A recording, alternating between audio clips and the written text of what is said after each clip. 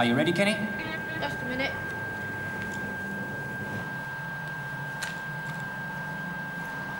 Ready now, John. Good. Carol, you ready? Yes, John, I'm ready. Good. He'll be coming in soon.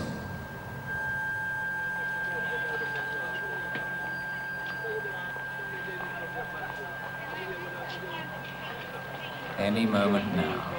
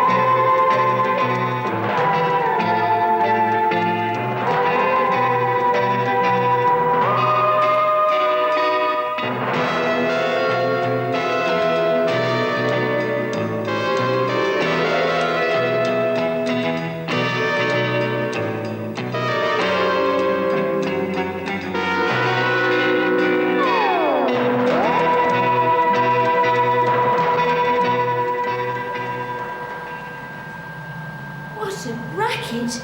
Was I like that? Much worse. Girls usually are. You cheeky devil, I bet you made a fuss. I will if you don't get a move on. We haven't got much time. Kenny, are you getting him? Not off. Awful, isn't it? It's fading. They must be moving him.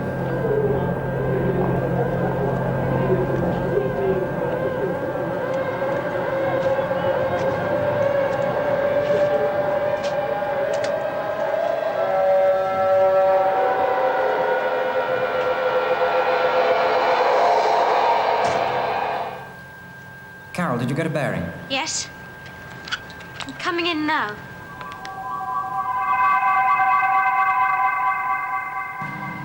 Kenny? That's it.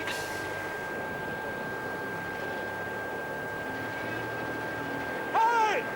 You! What do you think you're doing? Come down here this minute! Jump me in, Tim. Jump me in. All right, Tim? Acknowledge. Did you hear what I said? Anything you say, officer. No! No! Hang on! Hey, watch it! You nearly sent me flying. Sorry, Carol. Did you get a bearing on him, Kenny? Yeah, I've got them marked on a map. Good. Let's give the results to Tim and see what he comes up with. Do hope we find him soon. He sounded so desperate. Well, we all did when we broke out. At least I suppose I did. There was no one around to listen then.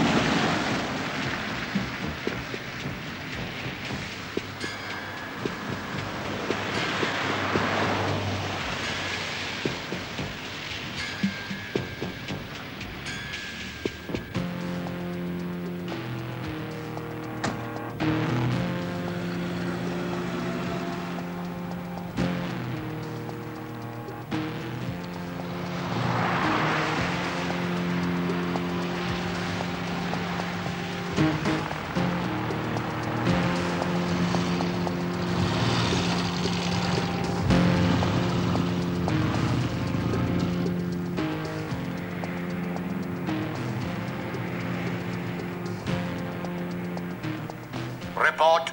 They've taken him into the Claremont General Hospital, Bevin Road.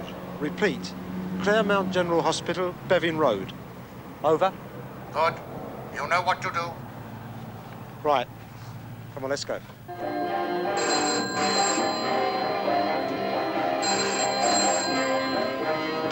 Hello?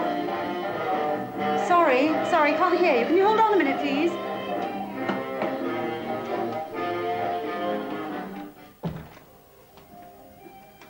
Sorry about that. Yes? Yes, I'm Mrs. Jameson. In the hospital? Stephen? Has he had an accident? You're sure it is Stephen? Stephen Jameson? Yes. Yes, of course. I'll be over right away.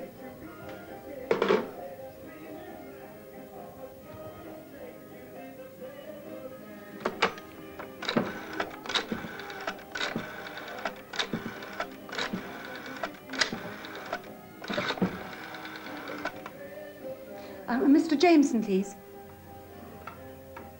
Tom, it's me.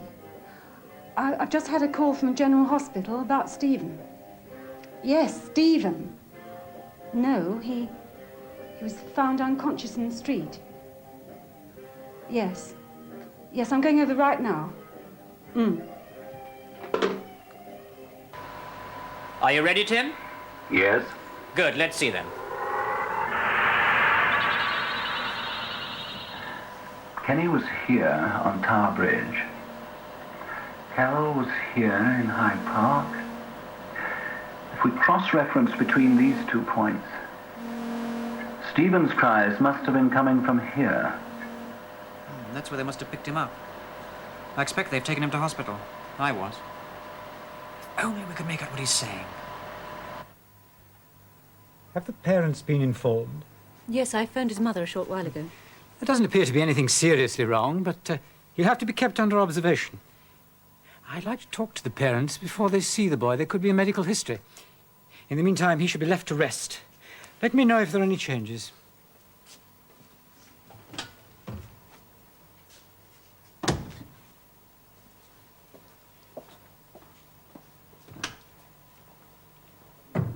We must not let him go to sleep. Why not? Would give him a bit of a rest, wouldn't it? Now, don't you realise? If he breaks out in his sleep, he might jaunt unconsciously into somewhere dangerous. Anyway, the human body can only stand so much, and breaking out is stretching it to its utmost limits, especially in Stephen's case. Well, how long have we got? Tim? About 6 hours. After that, the longer he is left, the greater the danger. 7 hours is the absolute maximum he can stay alive. Tim, get online with the medical computer and find out which hospital he's in. We've got to find him.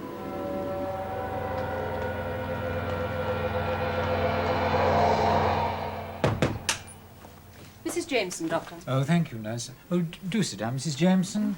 I won't be a minute. Oh, nurse, I've just had another look at Mrs. Bailey. And let me know as soon as the x-rays come through, will you? Certainly. Let me see. Your son was admitted earlier today. How is he? Oh, he's a bit quieter now. But what's wrong with him? Well, it's too early to tell. I've examined him very carefully. There doesn't appear to be very much wrong with him, apart from heavy bruising where he fell. I'm awaiting the results of the tests and the X-rays that we've taken. Do you think it's serious? Oh, no, I don't think there's anything to be alarmed about. But it would be useful if you could tell me a bit about your son. Well, yes, anything I can. Yes, has anything like this ever happened before? Never. At least not that I'm aware of. Is there a history of epilepsy in the family? Oh, no. You don't think he... Oh, no. It's just that we have to check these things. Purely a routine question, you understand.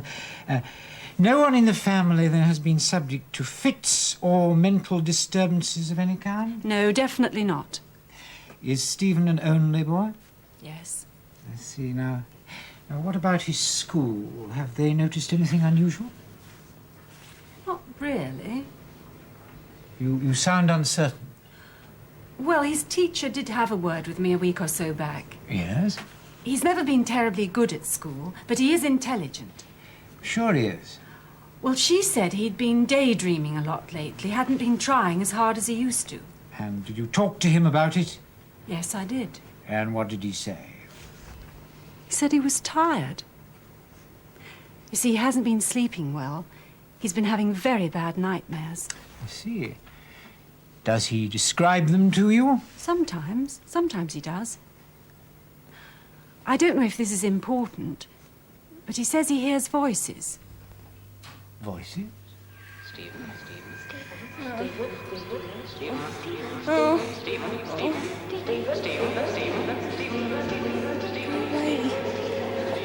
Alone.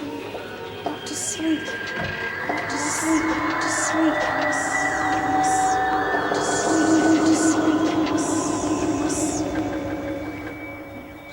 Stephen Jameson, I think you better come quickly.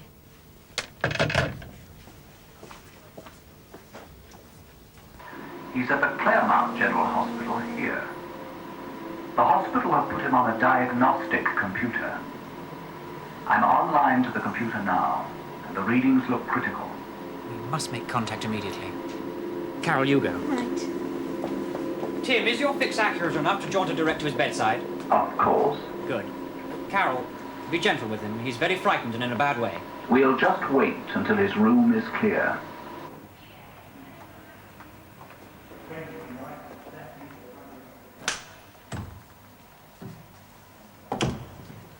How is he? Can I see him? Oh, he's fine. He's sleeping now. I feel he needs the rest.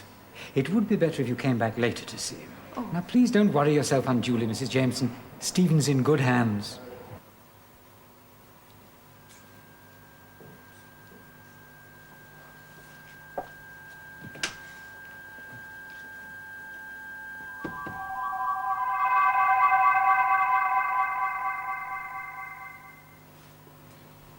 Stephen?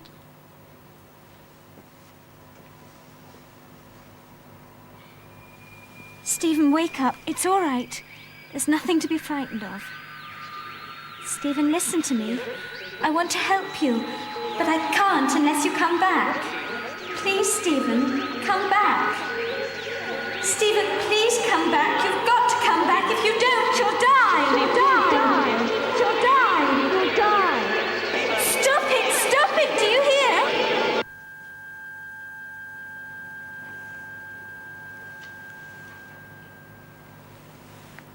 Hello. I'm Carol. There's nothing to worry about. You're quite safe. You're in a hospital, but you're all right.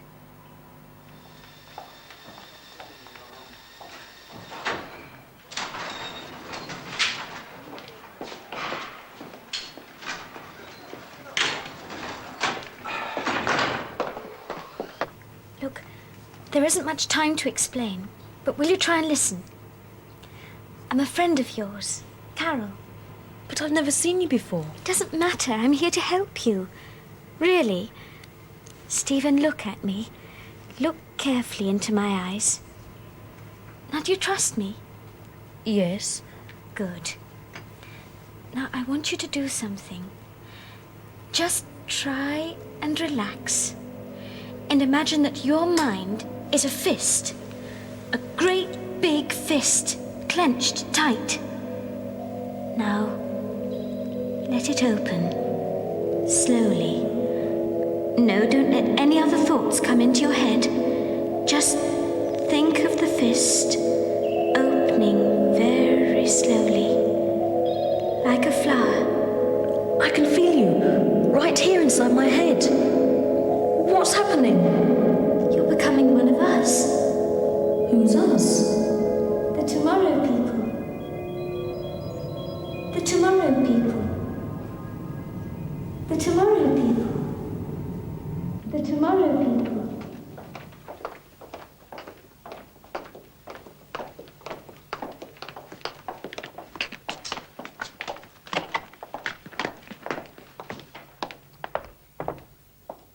The tomorrow people? Who are they? We're the next development. What development? The next development of the human race. Homo superior. Look, I'll try and explain quickly before anyone comes in. As you know, Homo sapiens, that is, ordinary man, evolved over many thousands of years from being primitive ape-like creatures until he became man as we know him. Like you and me? Well, no, not like you and me. We're different. We're Homo superior, but we don't like to call ourselves that, so we call ourselves the tomorrow people. But why? Why should such a thing happen? Well, because the development of man hasn't just suddenly stopped. It's going on all the time. But in the last 100 years, everything has speeded up. The world has changed out of all recognition, and human beings have changed with it. But why me? Why not anyone else? Well, it isn't only you. At the moment, there are 4 of us, including you. But I expect there are lots of others. Perhaps every child is a tomorrow person, but doesn't realize it. Or is too frightened to. Couldn't you tell them? No, we have to wait till they call us, like you did. Then we can take over, stop wars, and put the world in order. Us children? Oh, yes. You see, we are man's only hope of survival. We're peaceful. We can't wage wars. And we can't kill.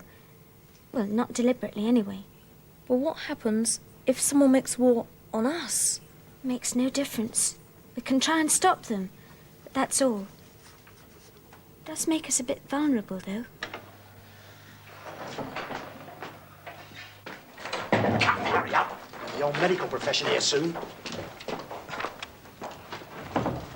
Here, you make a smashing surgeon. You won't tell anyone about the Tomorrow People. Not anyone. Why? Because people are frightened of anyone with extra powers. Like the witches in the Middle Ages. They burnt them. And they'd probably do much the same to us if they find out we're different. Either that or we'd become political pawns in a power game. Or perhaps they'd just treat us as circus freaks. But whichever way you look at it, it's vital that no one finds out. Yes, I can see that. I'll have to go soon. How shall I find you again? Mind talk. We're telepathic and we can read each other's minds. What, all the time? No, only when you want us to. You keep saying us. Who are us? Oh, well, there's John. He's 17. He was the first to break out. He's nice, kind and clever. Break out? Is that what happened to me? Yes. And then there's Kenny. He broke out when he was very young. He's only 12 and he's got special gifts. You'll meet them soon. Oh, I wish I could come now. Try and be patient, Stephen. You've only got to stay here a few more days. We've got to explain to your parents first, anyway. That's true. What am I going to tell them? Oh, we'll talk about that later. Look, I must go. Afternoon, miss. Just a minute. What do you think you're doing? A surgery, miss. He's wanted in the operating theatre. They're going to perform an acute streptococconomy. I don't believe you. Who are you? Haven't we introduced ourselves? I'm Dr. Jekyll. And this is my very good friend, Mr. Hyde. Quickly, Stephen, run! Stay where you are, kid. Oh! Ah, you fool!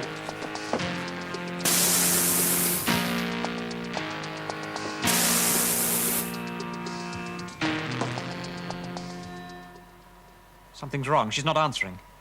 Quick, Kenny, link.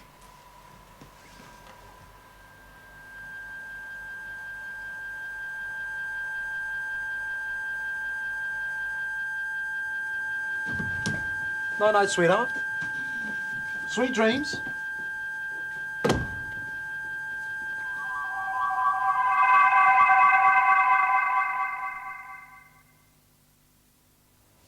Carol! Carol, you all right?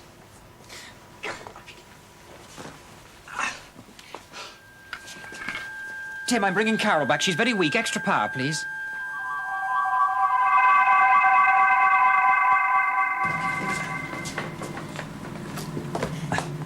Sit down over there. Okay. Oh, my neck. Oh, don't worry. It'll be all right in a minute. Tried to stop them. John, they've got Stephen. They've got Stephen.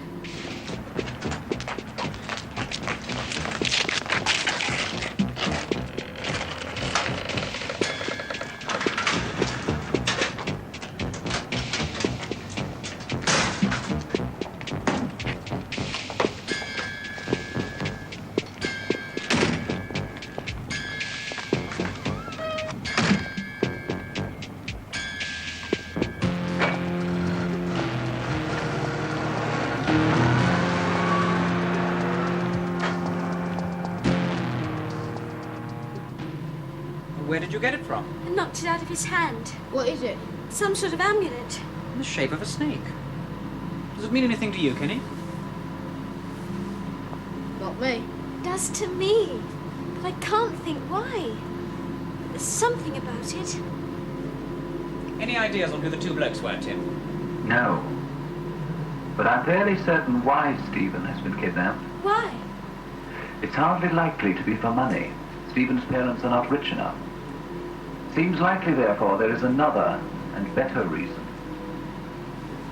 Somebody knows he's a tomorrow person.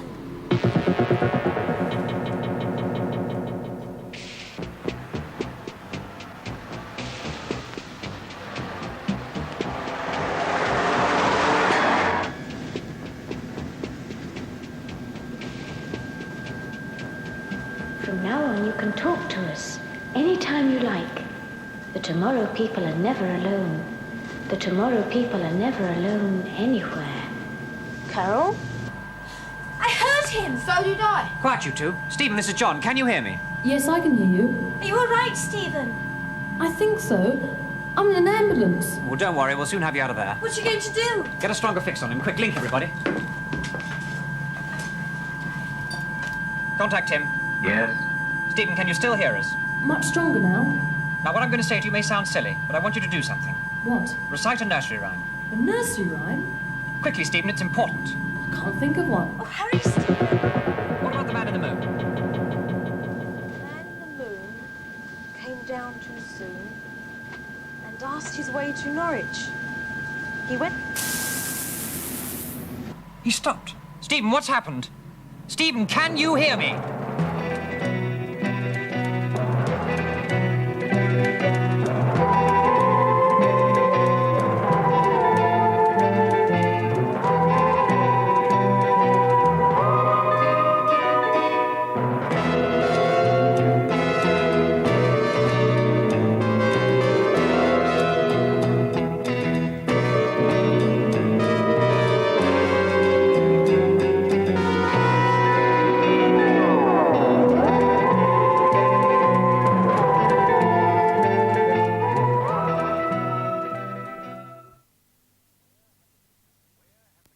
Where have the kidnappers taken Stephen? Tomorrow people are never alone. You can talk to any of us, anytime you like. Anytime. Anytime. Anytime. Carol? John? Carol, can you hear me? Oh, come in if you can hear me. You are wasting your time. The band around your forehead is a silencer. It soaks up all telepathic transmissions. Your friends cannot hear you. Who are you? You may call me Jedediah. And who is the sinister Jedediah? What are his plans for Stephen? The Tomorrow People, next week.